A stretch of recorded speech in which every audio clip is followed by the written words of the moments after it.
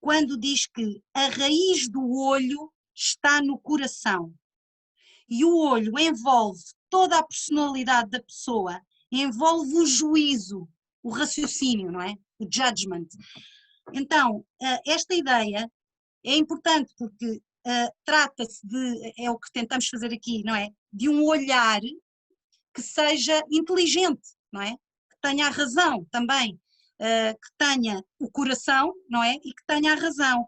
Quer dizer, um coração racional, no sentido em que pensa, que não é que usa o sentimento, a emoção, mas que é capaz de refletir, porque quer o artista também parte de uma sua reflexão sobre a existência, quer o leitor ou o espectador também no encontro com a arte desenvolve a sua capacidade de reflexão, de aprofundamento, de meditação sobre a sua condição humana. E esta ideia de que toda a personalidade está envolvida pareceu-nos também muito interessante. E tem a ver também com a forma como queremos aqui tratar os textos. Então, vamos passar este primeiro exemplo de narrativa, uma vez que já partimos da poesia, que é realmente, de um certo ponto de vista, talvez a suprema literatura, não sei, eu gosto muito de narrativa também, mas a poesia, é verdade que há ali qualquer coisa de particularmente misterioso, não é? No ato poético. Mas vamos pegar numa autora, esta Sofia de Mel Brainer Anderson, como o nome é tão grande, a gente em Portugal diz só a Sofia e já sabemos quem é, a Sofia com PH. Então, ela junta as duas dimensões, não é? Como provavelmente sabem, não é? Certamente muitos de vós conhecem também esta autora. Ela foi sobretudo poeta, ou poetisa, não é? Mas também foi tradutora de várias obras importantes, inclusive é da Divina Comédia. Ganhou o prémio Camões, portanto é uma figura de referência, com a Vera Bastazin, o tal congresso de que a professora Vera falou, que fizemos em Portugal e no Brasil, aí no Brasil também houve intervenções, eu também fiz uma intervenção sobre esta autora. Portanto, ela tem esta capacidade que é, mesmo na narrativa, porque ela escreveu vários contos muito importantes, nomeadamente aquela coleção chamada Contos Exemplares, mas mesmo na narrativa ela não deixa de ser poética, não é? Ela era realmente uma grande poeta, uma grande poetisa, como se preferires dizer, e isso tanto na poesia em sentido estrito, quanto na sua prosa. Ela entendia, e também este é um aspecto que a Flannery também frisa, que o escritor, quando é profundo, não pode não partir da consciência dessa falha da natureza humana, desse drama que é os homens serem ocos tantas vezes, serem limitados, não é? Não serem capazes de fazer o que querem fazer, não é? No fundo, que é aquela ideia do São Paulo, como é que é? Eu faço o mal que não quero e não faço o bem que quero, não é? Este paradoxo da natureza humana, ou seja, no fundo, o drama que é o facto de nos reconhecermos seres incompletos, não é? Seres incompletos. E, portanto, o que isso gera de desejo de completude, de desejo de resposta. E, portanto, de alguma forma mais ou menos direta, e lá está no Guimarães Rosa, isso é muito evidente, está em causa este motor do desejo, esta procura de uma salvação, eu digo, ou entre aspas, ou em sentido literal, depende da posição do próprio autor, não é? Salvação da alma, se ele for crente. Mas, portanto, de facto, esse tipo de luta é muito presente na maior parte da literatura boa, não é? Da literatura de qualidade. Então, na Sofia existe, como disse, esta coletânea de contos, dentro da qual está um conto chamado A Viagem. Há muitos destes contos serviam para este curso, talvez todos, mas tínhamos que escolher algum, então fomos a este. É um conto, obviamente, muito simbólico, vê-se logo pelo nome, não é? A Viagem, e isso também é interessante, uma vez que, do ponto de vista literário, é muito interessante pensar como é que a ideia de viagem é uma imagem, uma analogia, um símbolo muito eficiente para falar da vida, não é? Então, o conto é sobre um casal que se encontra, como eles dizem a certa altura, no meio da vida. E viram que a professora Suzy falou também, ao falar do Dante, deu-nos a ler aquele bocadinho em que o Dante diz que está a meio caminhar no meio caminhar de nossa vida. Portanto, esta ideia deste meio da vida que é o ponto da maturidade, não é? Pelo menos eu leio assim, pode haver outras interpretações, mas eu leio o ponto em que nós já fazemos uma reflexão sobre o nosso passado e projetamos um pouco o nosso futuro. Portanto, este meio da vida como o ponto de consciência da nossa existência. Então, o casal está no meio da vida e estão a fazer uma viagem, mas é uma viagem muito complicada, porque eles estão constantemente a perder-se, hesitam, chegam às encruzilhadas, já não sabem se é para a direita, se é para a esquerda, perguntam a algumas pessoas que encontram no caminho, depois tentam voltar atrás, mas quando voltam atrás, isto é muito impressionante no conto, já nada das coisas que eles tinham encontrado estão lá. Ou seja, esta ideia de que o tempo não volta atrás, não é? Não é possível recuperar o que passou. Até que, enfim, vou simplificar, porque agora vamos ouvir dois certos, primeiro um que eu comento e depois outro, e então eles, a certa altura, perdem-se e vão chegar a um ponto crítico. Mas vamos começar por ler o início do conto, para ver, de facto, como é simbólica toda a atmosfera, tão poética, e como eles estão imbuídos deste grande desejo de chegar a esse lugar maravilhoso, onde nada faltará, onde o próprio desejo será estar ali. Então é isso que os move, e vejam como uma grande escritora constrói uma coisa tão fascinante, tão poética, tão simbólica e tão significativa. Então pedia à Vera, por favor, se lia aqui o início.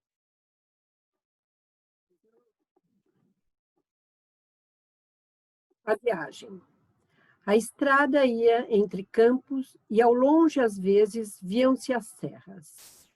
Era o princípio de setembro e a manhã estendia-se através da terra, vasta de luz e plenitude. Todas as coisas pareciam acesas e dentro do carro que os levava, a mulher disse ao homem: é o meio da vida. Através dos vidros, as coisas fugiam para trás. As terras, as pontes, as serras, as aldeias, as árvores e os rios fugiam e pareciam devorados sucessivamente. Era como se a própria estrada os engolisse. Surgiu uma encruzilhada. Aí viraram à direita e seguiram. Devemos estar a chegar, disse o homem. E continuaram. Árvores, campos, casas, pontes, serras, rios fugiram para trás. Carregaram para longe. A mulher olhou inquieta em sua volta e disse: devemos estar enganados. Devemos ter vindo por um caminho errado. Deve ter sido na encruzilhada, disse o homem, parando o carro. Viramos para o poente. Devíamos ter virado para o nascente. Agora temos que voltar à encruzilhada. A mulher inclinou a cabeça para trás e viu quando o sol já subira no céu e como as coisas estavam a perder devagar a sua sombra. Viu também que o orvalho já secara nas ervas da beira da estrada. Vamos, disse ela. O homem virou o volante, o carro deu meia volta na estrada e voltaram para trás. A mulher, cansada, fechou os olhos, encostou a cabeça nas costas do banco e pôs-se a imaginar o lugar para onde iam. Era um lugar onde nunca tinham ido. Nem conheciam ninguém que lá estivesse estado. Só o conheciam no mapa e de nome. Dizia-se que era um lugar maravilhoso. Ela pensou que a casa devia ser silenciosa, cheia de paz e branca, rodeada de roseiras. E pensou que o jardim devia ser grande e verde, percorrido de murmúrios. E alguém lhe havia dito que no jardim passava um rio, claro, brilhante, transparente. No fundo do rio, via-se areia e viam-se as pequenas pedras limpas e polidas. Nas margens crescia erva fina, misturada com trevo. As árvores de copa redonda, carregadas de frutos, cresciam neste prado. Logo que chegarmos, disse ela, vamos tomar banho no rio. Tomamos banho no rio e depois deitamo-nos a descansar na relva, disse o homem, sempre com os olhos fitos na estrada. E ela imaginou com sede a água clara e fina em roda dos seus ombros. E imaginou a relva, onde se deitariam os dois, lado a lado, à sombra das folhagens e dos frutos. Ali parariam, ali haveria tempo para pousar os olhos nas coisas. Ali haveria tempo para tocar as coisas. Ali poderiam respirar, devagar, o perfume das roseiras. Ali tudo seria demora e presença. Ali haveria silêncio para escutar o murmúrio claro do rio. Silêncio para dizer as graves e puras palavras, pesadas de paz e de alegria. Ali, nada faltaria. O desejo seria estar ali. Então, agora, só antes de ler a segunda parte, só dizer, vamos aliás dar talvez um salto, Vera, porque o texto é muito longo e eu vou propor que retome a leitura, por favor, no segundo parágrafo onde diz tenho medo, só para ser um pouquinho mais rápido e dar tempo no fim a algumas questões. Só para dizer, portanto, a viagem vai, estão a ver todo o ambiente do conto, não é? Agora a viagem vai decorrer com muitos incidentes, como eu já disse, até que vai chegar o cair do sol, não é? O sol vai começar, o dia vai começar a terminar e eles dão-se conta que estão perdidos. E de repente ainda vão tendo alguma esperança, avançam, recuam, até que de repente vão chegar a um precipício. Reparem como também nada disto é por acaso, relembrando a ideia do abismo, não é? Este precipício da nossa vida que é a própria morte, não é? No fundo. Chegam a um precipício e então, agora talvez já dê para a Vera ler, saltamos a primeira parte e lemos a partir de tenho medo, disse a mulher. Tenho medo, disse a mulher. Estamos juntos, respondeu o homem. Não tenhas medo. E seguiram pelo carreiro. O homem ia à frente e a mulher atrás, segurava-se com a mão esquerda aos penedos e com a mão direita ao ombro do homem. Iam em silêncio sob o brilho escuro das estrelas, medindo cada gesto e cada passo. Mas, de repente, o corpo do homem oscilou. Rolaram pequenas pedras. Ele gritou à mulher, segura-me. Mas já o ombro dele escorregara das mãos dela. E a mulher gritou, agarra-te à terra. Mas nenhuma voz lhe respondeu, pois no grande silêncio, nítido e sonoro, só se ouvia o rolar das pedras. Ela estava sozinha, vestida de terror, agarrada ao chão em frente do vazio. Responde, gritou, debruçada sobre o abismo. Longe, o eco da voz repetiu. Responde. Estava estendida na terra, com as mãos enterradas na terra, e começou a gritar como quem está perdida no meio de um sonho. Depois parou de gritar e murmurou. Tenho de o ir procurar. Seguiu de rastro pelo carreiro, tateando o chão com as mãos à busca de uma passagem por onde pudesse descer para procurar o homem. Mas não havia passagem. Então tentou descer pela própria vertente do abismo. Agarrando-se a ervas e raízes, deixou-se escorregar ao longo do precipício. Mas os seus pés não encontravam nenhum apoio onde pudesse firmar-se, pois a vertente descia a pique. Era uma parede lisa de pedra nua. Tenho de voltar para o carreiro, pensou a mulher. E tenho de procurar mais adiante uma passagem. e, agarrada a ervas e raízes, içou-se para o carreiro. Mas o carreiro tinha desaparecido. Agora havia apenas um estreito rebordo onde ela não cabia, onde nem os pés cabiam, um rebordo sem saída. Ali ficou, de lado, com os pés um em frente do outro, com o lado direito do seu corpo colado à pedra de arriba e ao lado esquerdo já banhado pela respiração fria e rouca do abismo. Sentia que as ervas, se as raízes a que se segurava, cediam lentamente com o peso do corpo.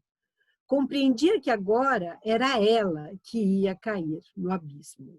Viu que quando as raízes se rompessem, não se poderia agarrar a nada, nem mesmo a si própria, pois era ela própria o que ela agora ia perder. Compreendeu que lhe restavam somente alguns momentos. Então, virou a cara para o lado do abismo. Tentou ver através da escuridão, mas só se via escuridão. Ela, porém, pensou: do outro lado do abismo está com certeza alguém. E começou a chamar. Bom, então, como veem, é cativante a escrita da Sofia, mas este conto foi escolhido sobretudo por todos os aspectos do conto interessam e podíamos estar aqui horas a falar das várias partes do conto, e é uma coisa que pode fazer-se, essa análise assim, mas aquele final é muito, muito importante. O facto de a mulher, no momento em que vai cair, pensar, ter um pensamento de esperança, não é? Do outro lado do abismo, de certeza que está alguém, e começou a chamar. Então, esse final é muito ilustrativo deste aspecto que estávamos também a tentar explicar, ou seja, esta natureza intrinsecamente religiosa do ser humano. Isto é, o pressentimento humano de que existe um tu, que em todas as dimensões da vida há alguém que se pode chamar, não é? Esse ser, o mistério, o Deus, o divino, enfim, na linguagem cristã, obviamente é Deus que se fez homem, na pessoa de Cristo, mas todas as religiões em geral têm esta componente, não é? Esta percepção. Portanto, no fundo é um conto que muito simbolicamente faz pensar como é que a nossa vida pode ser, todas as dificuldades, todas as hesitações, toda a esperança que está sempre no horizonte e o facto de que mesmo, ou melhor, não é mesmo, é nos momentos mais difíceis, é impossível não pensar que chamar, ou seja, rezar, pedir, não faça sentido, quer dizer, faz sentido nesse momento, não é? No momento em que a nossa finitude é mais óbvia, não é? No momento em que a nossa finitude é mais óbvia, também mais óbvia a necessidade de outro, e isto não tinha que ser assim, quer dizer, o ser humano podia não ser feito assim, não é? Portanto, o facto da literatura revelar isto é muito significativo, revela esta dimensão que faz parte da própria natureza e que tem que ver também com esta esperança irredutível que há dentro do ser humano, não é?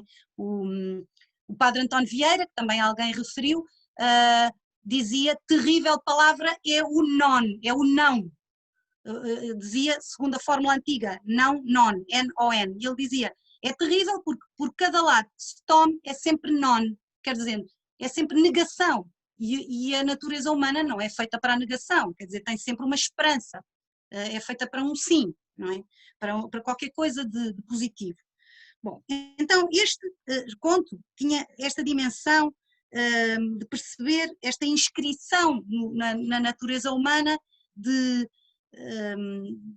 da percepção de que tem que haver algo mais e que eu preciso desse algo mais e que posso até chamar por ele.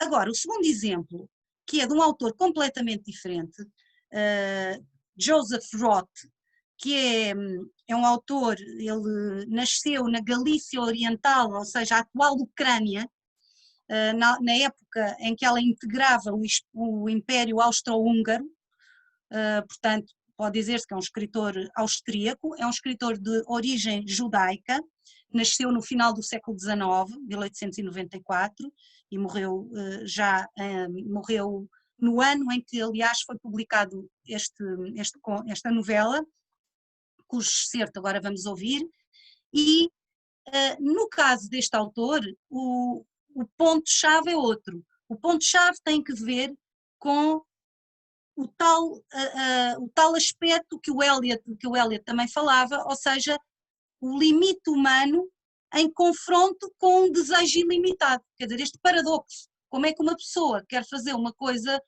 boa que constantemente falha? Então, a história é aí no Brasil o título é A Lenda do Santo Beberrão. Nós cá temos a lenda do Santo Bebedor, é a mesma coisa, é um bêbado, é um alcoólatra, não é?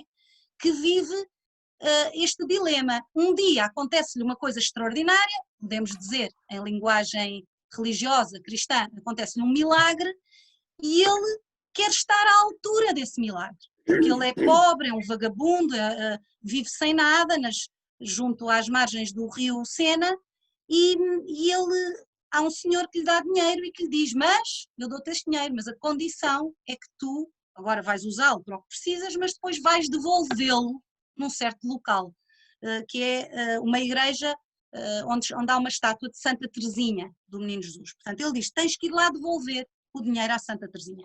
E depois, qual é o problema dele? Ele é um bêbado, não é? Então, ele quer muito cumprir, mas não consegue cumprir. Está sempre a falhar e a perder o dinheiro. Então, vamos ver aqui o início que eu escolhi. Eu penso que aqui também vamos, se calhar, ter que cortar um pouco, para não ser longo demais, mas começa, é para verem como é que o conto tem início, ou seja, também toda esta atmosfera, digamos, fantástica do conto, e o fantástico na literatura acaba sempre por ser a presença, a representação da presença do mistério na vida, não é?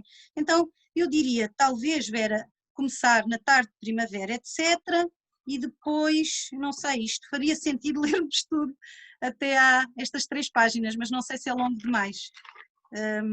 Talvez se possa cortar. É isso, já sei, vamos cortar o segundo excerto. Este vamos ler todo, então, se faz favor, Vera, porque é bom perceber a história. Vamos lá. Numa tarde de primavera do ano de 1934, um senhor de certa idade descia as escadas de pedra que conduzem numa das pontes sobre o Sena, às suas margens. Como é de conhecimento de toda a gente, o que, não obstante, merece ser relembrado nesta ocasião, os vagabundos de Paris costumam dormir, ou melhor, acampar nesse sítio. Pois bem, um desses vagabundos veio ao encontro do senhor de certa idade, que, aliás, estava bem vestido, dando a impressão de ser um viajante que tinha a intenção de visitar os locais de importância turística das cidades estrangeiras. Este vagabundo tinha um aspecto tão desamparado e miserável como todos os outros com quem compartilhava a sua vida. Contudo, parecia merecer uma atenção muito especial do senhor de certa idade, bem vestido. Não sabemos por quê. Como já se disse, era já tarde, e deixando as pontes nas margens do rio, escurecia mais do que lá em cima, no cais e nas pontes. O vagabundo, visivelmente desamparado, cambaleava um pouco. Parecia não reparar no senhor idoso bem vestido. No entanto, este, que não cambaleava, mas caminhava seguro e direito pelos vistos, reparava de longe naquele que cambaleava. O senhor de certa idade foi diretamente ao encontro do homem desamparado. Ambos ficaram parados, frente a frente. — Para onde vai, irmão? Perguntou o senhor idoso bem vestido. O outro olhou para ele durante um instante e disse: — Que eu saiba, não tenho nenhum irmão e não sei para onde me conduz o caminho. — Tentarei indicar-lhe o caminho, disse o senhor, mas não deve ficar aborrecido comigo se lhe pedir um favor invulgar. Estou pronto para qualquer serviço, respondeu o desamparado. Vejo, de fato, que comete alguns erros, mas Deus pô-lo no meu caminho. Certamente não precisa de dinheiro, mas me leva a mal esta frase. Eu tenho dinheiro a mais. É capaz de me dizer com sinceridade quanto precisa, pelo menos por agora? O outro pensou durante uns segundos e depois disse: 20 francos. Essa quantia é, com certeza, demasiado pequena, replicou o senhor. O senhor precisa seguramente de 200. O desamparado recuou, dando a impressão de que ia cair. No entanto, continuou em pé, embora cambaleante. Depois disse: claro que prefiro 200 francos aos 20, mas sou um homem honrado. O senhor parece interpretar-me mal.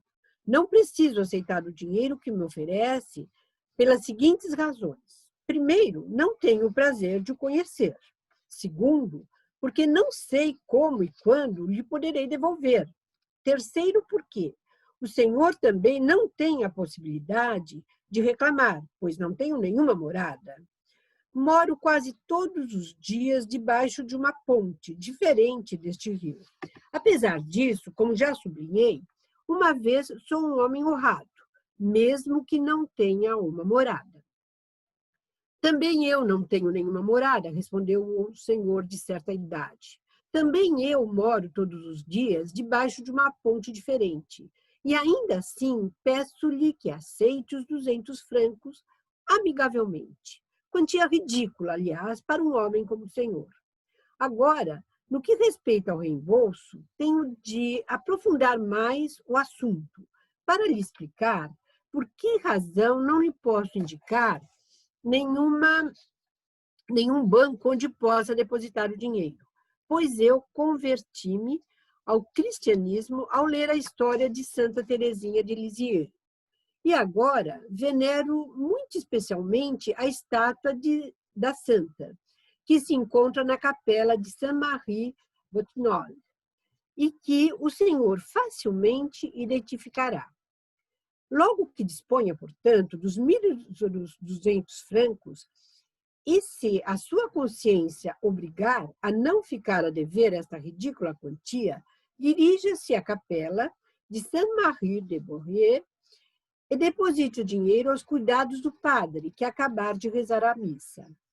Se deve dinheiro a alguém, é a Santa Teresinha. Não se esqueça, a capela de Saint-Marie-de-Bottignolles.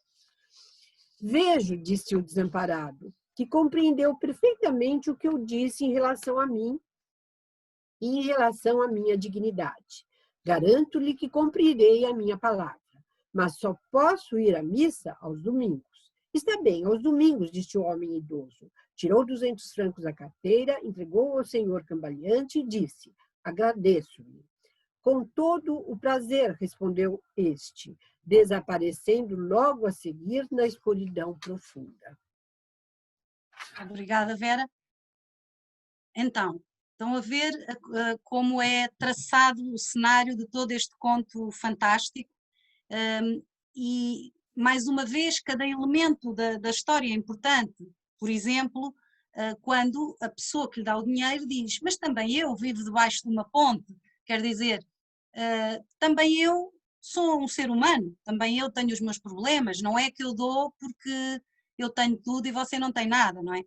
Portanto, tudo é simbólico e tudo é importante, tudo é significativo num conto, lá está, o conto é orgânico, como dizia a Flannery O'Connor, e portanto não há nenhum elemento que fique de fora, cada aspecto tem um peso na lógica conjunta.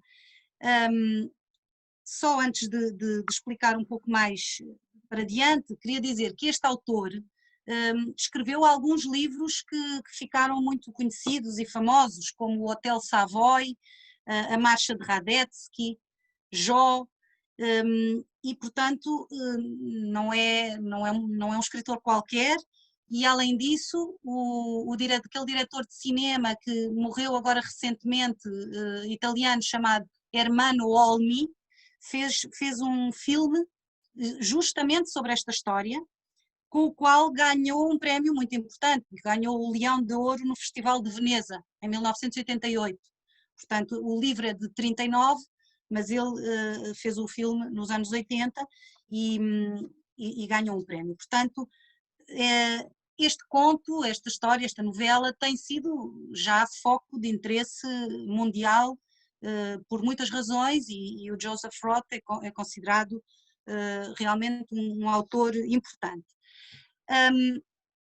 O que é que vai então continuar a acontecer? Vai acontecer isto que eu estava a tentar sintetizar, ou seja, que ele vai ter imensas razões para falhar à sua promessa, porque obviamente tem sempre a tentação do álcool e tem alguns maus amigos que o puxam para aí, porque também usa o dinheiro em mulheres, não é? Vai a prostitutas, em jogo, ou seja, permanentemente tem motivos para se afastar do seu propósito, embora sempre que cai em si pensa, não, eu agora não posso gastar, vou ter que ver, um aspecto importante, esse milagre que lhe acontece no início vai ser repetido de outras formas, ou seja, das maneiras mais incríveis, sempre que ele está sem dinheiro, acontece alguma coisa que lhe volta a dar algum dinheiro. Inclusivamente, para terem uma ideia, há uma vez em que é um polícia que encontra uma carteira caída no chão, como está junto dele, julga que é dele e diz, o senhor perdeu a carteira, e ele ainda começa a dizer que não, só quando abre vê que a carteira tem o dinheiro e então fica com a carteira. Quer dizer, estão sempre a acontecer coisas incríveis, coisas miraculosas, no fundo, lá está, numa leitura judaico-cristã, estão a acontecer milagres, isto é, intervenção da graça, quer dizer, a graça ilumina a vida do ser humano, não é? A pessoa recebe os bens que não merece, não é? Pronto, é essa a ideia, e portanto tem sempre a liberdade para os usar como quer, não é? E pode usá-los bem ou usá-los mal. Mas aqui, no caso desta história, o ponto importante a perceber é que ele não é um homem mau, pelo contrário, ele é uma pessoa que facilmente é enganada porque é muito ingênuo, porque tem uma certa inocência perante a vida. Ele é mais um homem fraco do que um homem mau. Quer dizer, ele quer cumprir a sua palavra e dá importância a isso.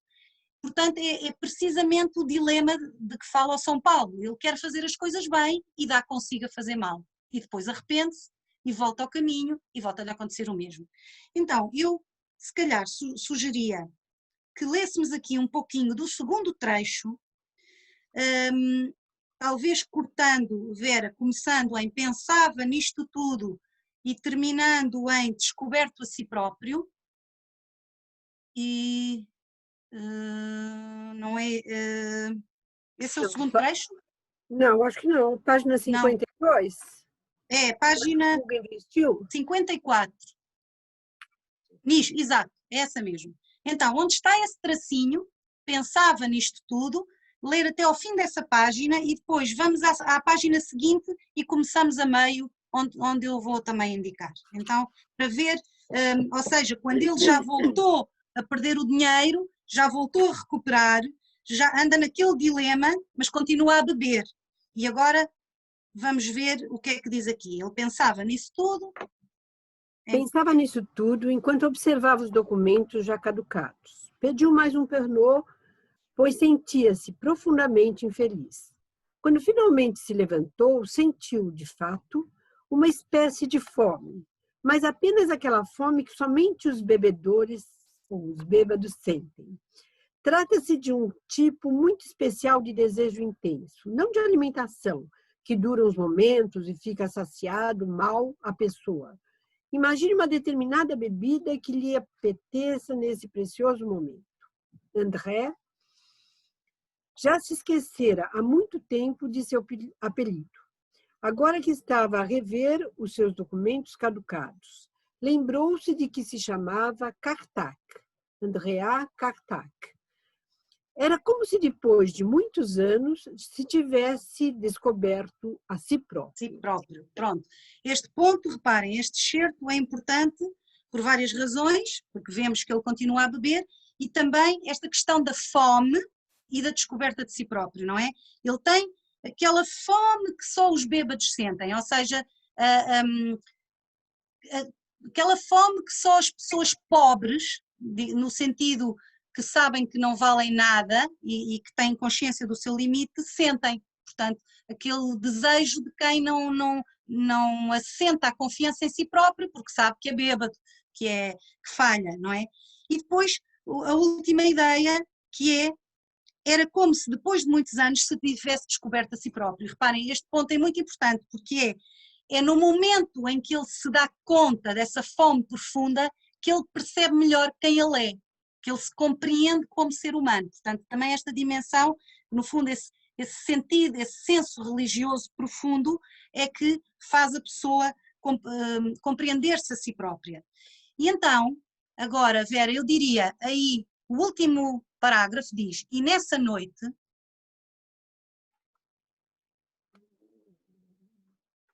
Sim. E nessa noite sonhou que a Santa Teresinha, sob a forma de uma menina loira, com cabelos encaracolados, lhe disse: "Por que não foste ter comigo no último domingo?" E a jovem santa parecia exatamente a sua própria filha que imaginara há anos. E ele não tinha nenhuma filha. E no sonho dizia a Santa Teresinha: "É assim que falas comigo? Esqueceste de que sou o teu pai?" A Santa Teresinha respondia: "Desculpa, pai. Não faz-me um favor e vem ter comigo depois de amanhã, no domingo, à capela de Saint-Marie de Barignolles." Pronto, portanto, aqui, mais uma vez, estão a ver, ele também, esta questão estética, que faz referência a toda a cultura bíblica, ou seja, o sonho, não é? É no sonho que a pessoa é informada de qualquer coisa muito importante. É no sonho que ele vê a Santa Teresinha, que o chama àquilo que no fundo ele sabe que é a responsabilidade dele, não é? E agora, então, não sei se faço spoiler ou não, mas no âmbito da análise literária temos que estar habituados aos spoilers, mas então, agora esta parte é a parte final, é talvez um pouco longa, estou aqui a pensar onde é que podemos cortar, mas, ou então podemos fazer assim, eu explico só a primeira parte, esta que estamos a ver no ecrã, é quando ele volta mais uma vez a encontrar uma carteira, a revistar e volta a ter consciência que Deus lhe deu outra hipótese, não é? Isto é um sinal de Deus e agora vou à capela e pago finalmente o meu dinheiro. E reparem, está com ele um amigo, que é esse tal Wojtek, que está aí, e diz, mas para que é que tu precisas de ir à missa? Durante a missa não podes pagar nada. Depois da missa vais à sacristia e, entretanto, podemos beber alguma coisa. E, portanto, reparem, aqui também sempre esta insinuação, quer dizer, as circunstâncias da vida, que até podem ser os amigos, que desviam a pessoa daquilo que ela quer fazer. E então talvez possamos passar à página seguinte. Por favor, obrigada, Diana. E então dizer assim, então ver o seguinte, vai-lhe acontecer digamos, o milagre máximo. E o milagre máximo tem a ver com o encontro real com a Santa Teresinha. Então ele vai entrar cambaleante no bar, e vai ver uma criança que lhe pergunta o que está aqui a fazer, e ela diz, eu estou à espera do meu pai, e ele pergunta como é que se chama, ela diz Teresa, e ele, mas que interessante, nunca pensei que uma santa tão grande e tão pequena me desse a honra de me visitar, e já estamos na página que estão a ver, quando devia ser eu a fazê-lo há tanto tempo.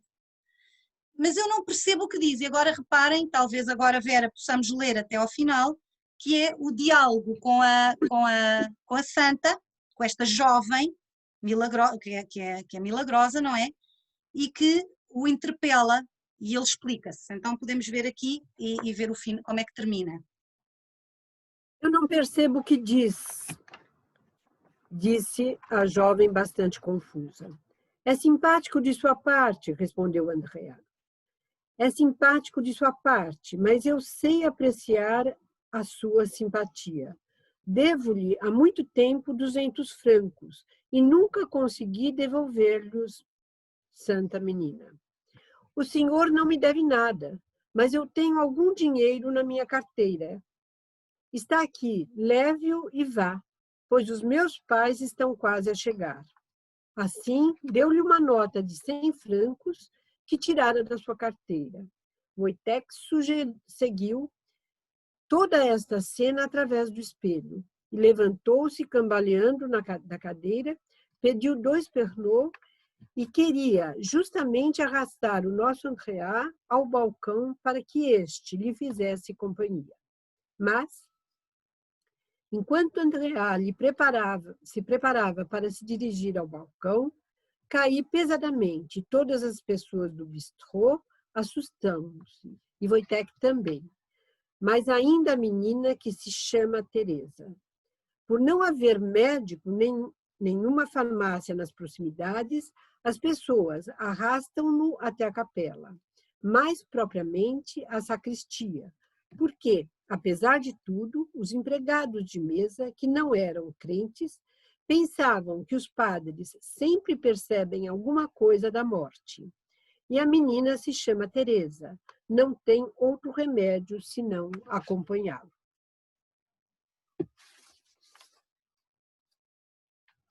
Termina agora aí o nosso pobre Andrea é levado, portanto, à sacristia. E ele, infelizmente, mal consegue falar.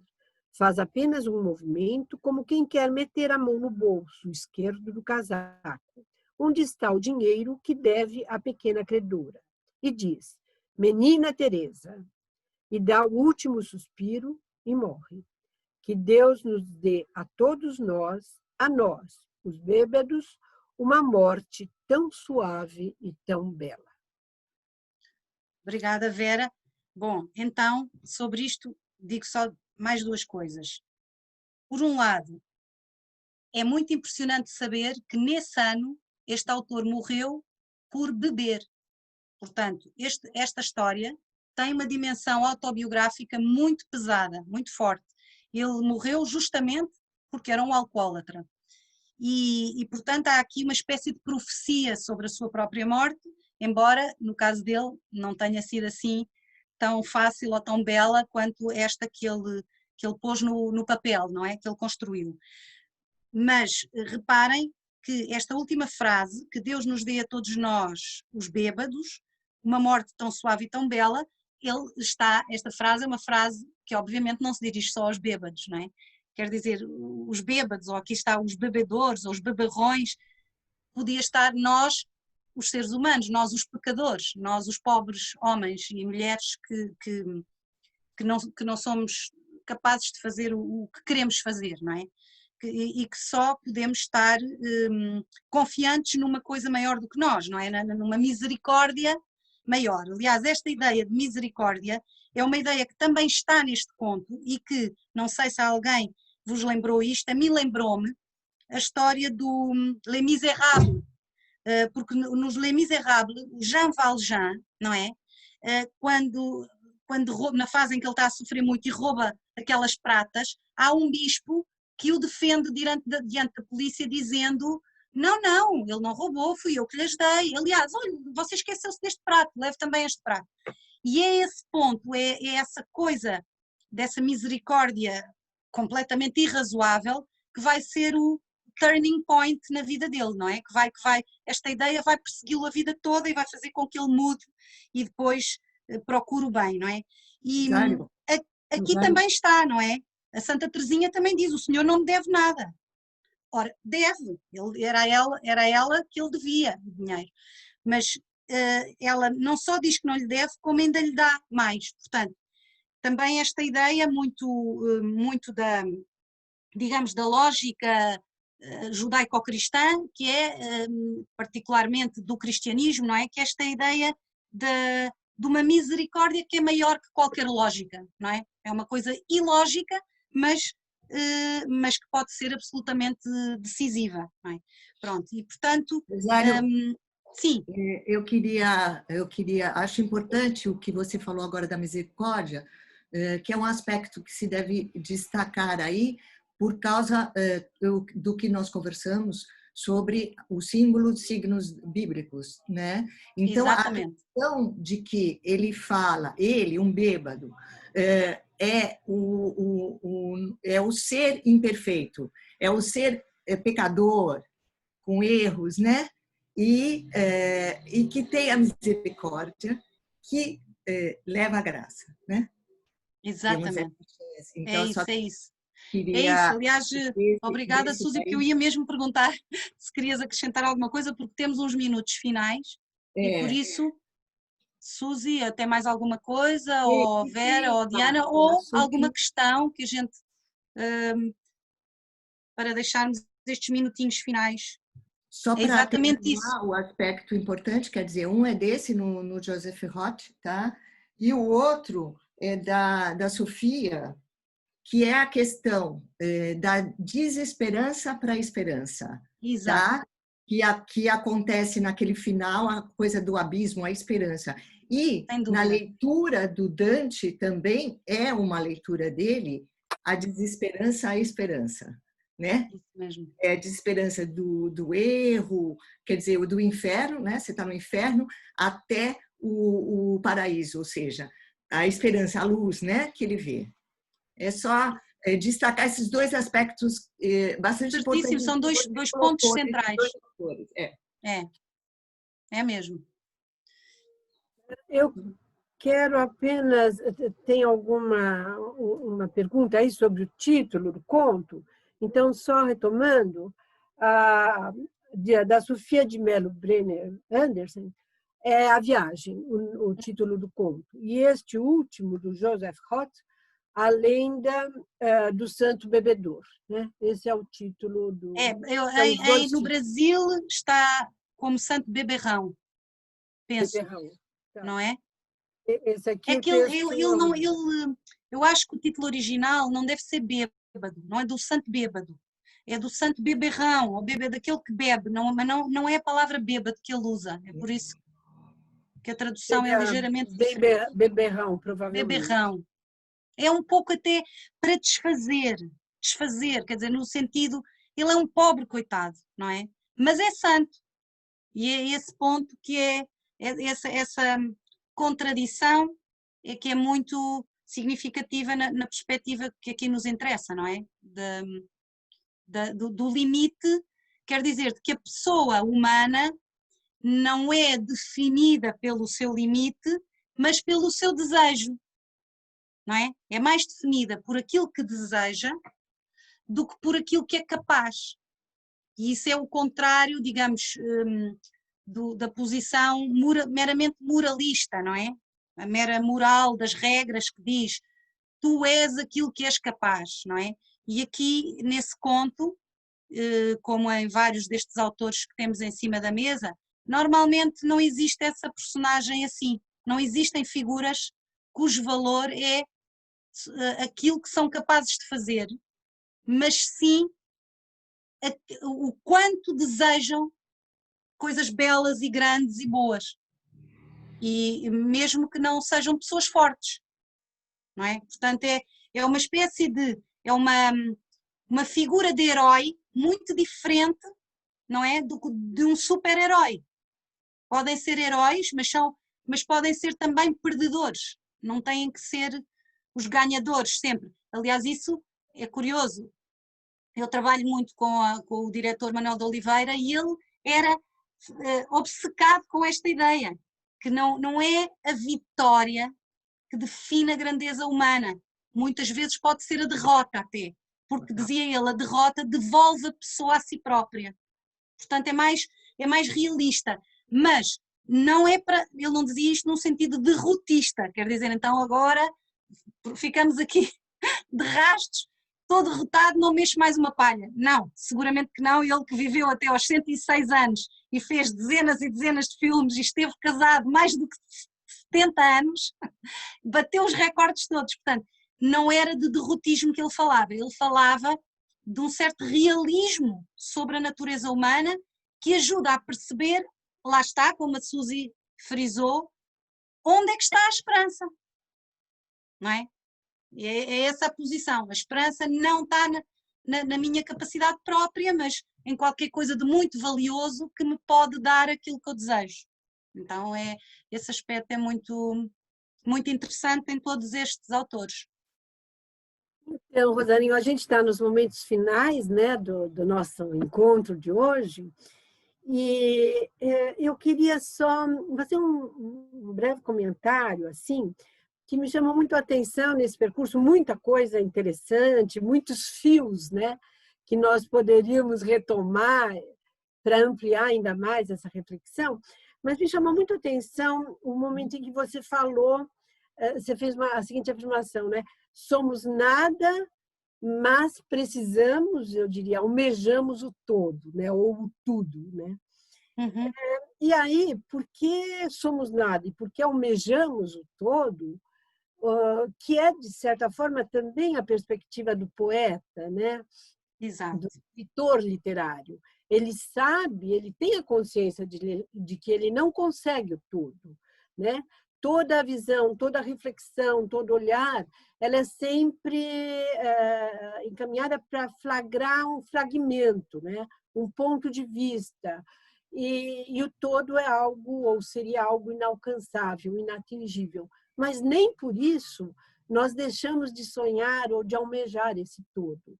E, nesse sentido, né, como é que a gente se lança, seja na área da filosofia, para refletir sobre esse todo, seja na literatura ou nas artes em geral, para ter esta sensação do todo, essa sensação do poder.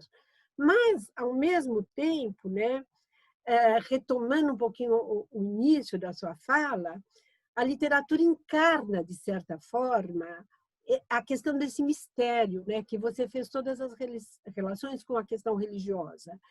E o encarnar o mistério parece que já está dentro da sua própria essência, né, enquanto palavra, enquanto discurso, porque no discurso literário, né, na literatura em geral, na poesia, é como se nós quiséssemos nos aproximar desse todo, dessa completude, né? E buscando o possível dentro daquilo que nós consideramos que é o impossível. E daí a linguagem literária ser essa linguagem fragmentada, difícil, pedregosa, vamos dizer assim, né? Enigmática, quase que uma linguagem do indizível, né? Então, nesse sentido, eu acabo pensando, né, pela sua fala, como a literatura realmente encarna a questão religiosa, né?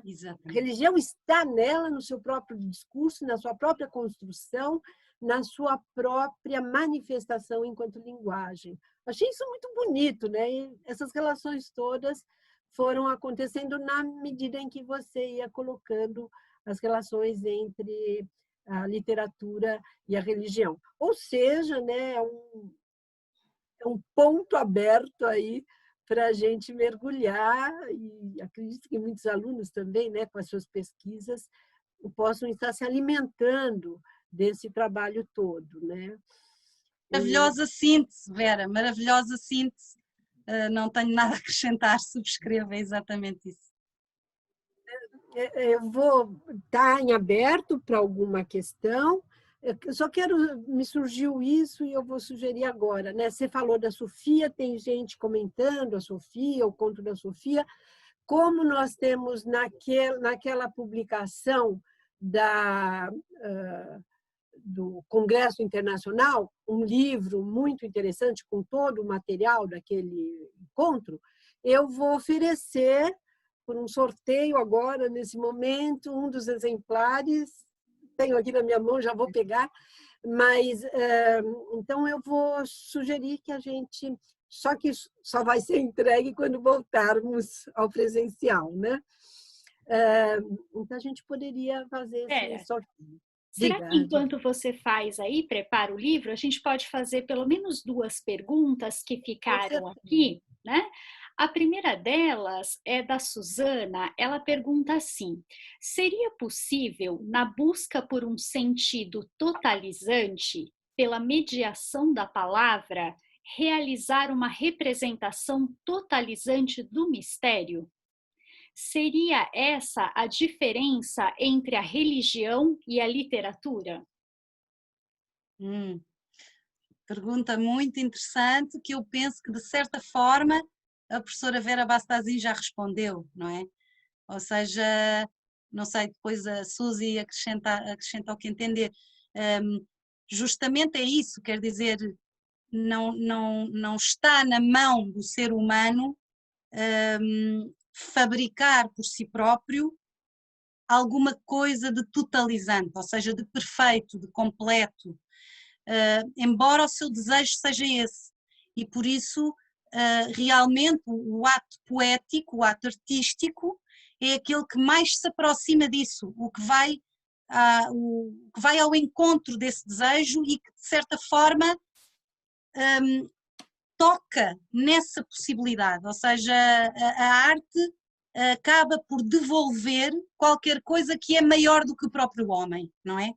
Embora o homem por si próprio não consiga fazer tudo. E por isso, num certo sentido, sim, a religião, o cristianismo, na medida em que vem de Deus, é por sua natureza qualquer coisa de totalizante. Do ponto de vista da criação humana, realmente é na arte onde o homem até, digamos, mais se aproxima de Deus, no sentido em que cria qualquer coisa que é maior que ele próprio, mas que por isso mesmo estabelece, não é, com o divino, um elo muito misterioso, porque não é pura produção humana. Há ali qualquer coisa que é mais, não é? Então isso é incrível na arte, esse aspecto é mesmo muito impressionante, muito belo. Eu queria completar dizendo que o que a professora Vera já sintetizou, o que a Rosário tinha falado no começo, que é por isso que não se sente, não há na literatura a temática da religião, né? Ela está imbricada, e essa é a beleza, essa é a expressão, né? Lindo, Tá? isso mesmo. Ana, eu só te peço uma ajuda, porque essa pergunta que você fez, por exemplo, eu não consigo localizá-la aqui Sim, na Vera. minha. Talvez haja mais alguma coisa que Sim, esteja escapando. Se puder fazer, por favor. Sim, tem a pergunta da Rose também, que ela fala assim: retomando a fala inicial da professora Rosário sobre estar aberto e assim encontrar o valor transcendental inscrito na obra literária, podemos tratá-lo como a experiência sagrada? Penso na Paixão segundo GH de Clarice Lispector, que alguns já analisaram como referência à Paixão de Cristo, ou sagrado é termo restrito. Bem, excelentes perguntas. Não, eu penso que, enfim, podemos usar o termo sagrado no seu sentido mais restrito ou no seu sentido mais amplo. Se quisermos usar no sentido amplo, eu concordo que a literatura pode ir até ao ponto do sagrado, é verdade. E realmente esse exemplo é ótimo.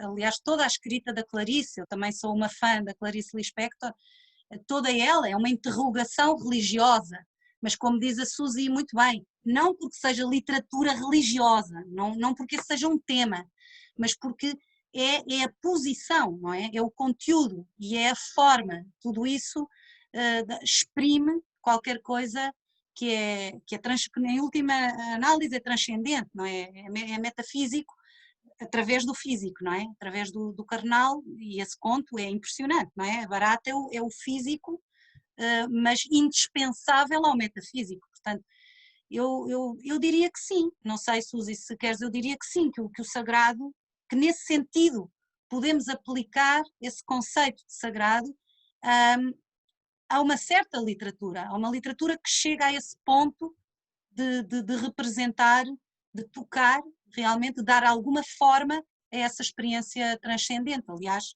o Dante é o exemplo mais acabado, Divina Comédia, não é? É exatamente isso. Né, o que você falou, Rosário, é expressão humana, é expressão artística através da experiência humana, aliás. A experiência humana, exato. Há também aqui um comentário, né? Eu não sei o quanto que em Portugal essa autora é conhecida, mas a relação com a Obscena Senhora D, da autora Hilda Rist, né? Em que a Nayá Fernandes faz um comentário, né? Apontando a abordagem religiosa e todas as inquietações da personagem, como elas se expressam, como elas são marcantes em relação, eu diria, mais à busca, né, por essa descoberta, esse acesso ao mistério, né, ou melhor dizendo, né, pensando um pouco na Hilda Hilst, essa angústia pela decifração do mistério, ou pela angústia pela incapacidade de chegar, apesar de todos os esforços, né, de chegar à decifração desse mistério. Acho que é uma outra autora, como estão sendo lembrados vários autores aqui nos comentários, dentro da literatura brasileira, né?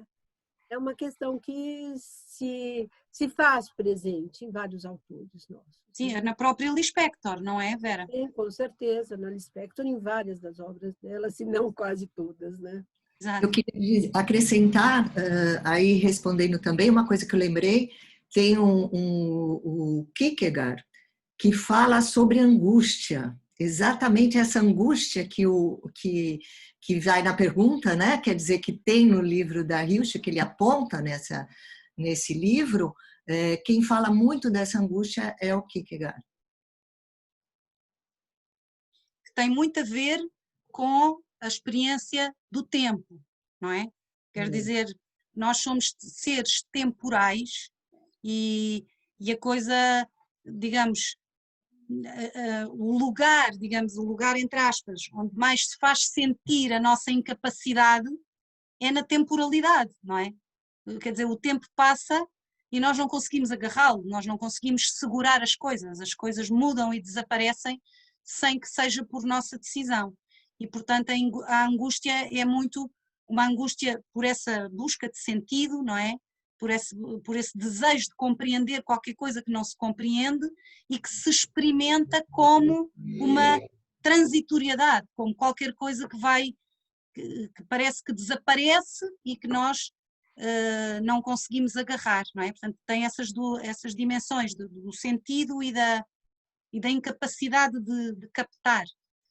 E pronto, e depois obviamente que isto é a experiência humana e depois obviamente que na relação com a fé, com a religião, pode haver, ou não, mas pode haver resposta a este anseio. Resposta na Terra, não é? Na Terra que é sempre uma resposta incompleta, mas pode haver resposta no sentido de encontrar aquela coisa, aquela dimensão que aponta para esse todo e que promete esse todo, não é?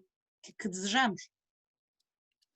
Só para registrar, Vera, eu falei de Kierkegaard, mas é só para registrar que é um filósofo e um teólogo, né, crítico social, Søren Kierkegaard. Exatamente.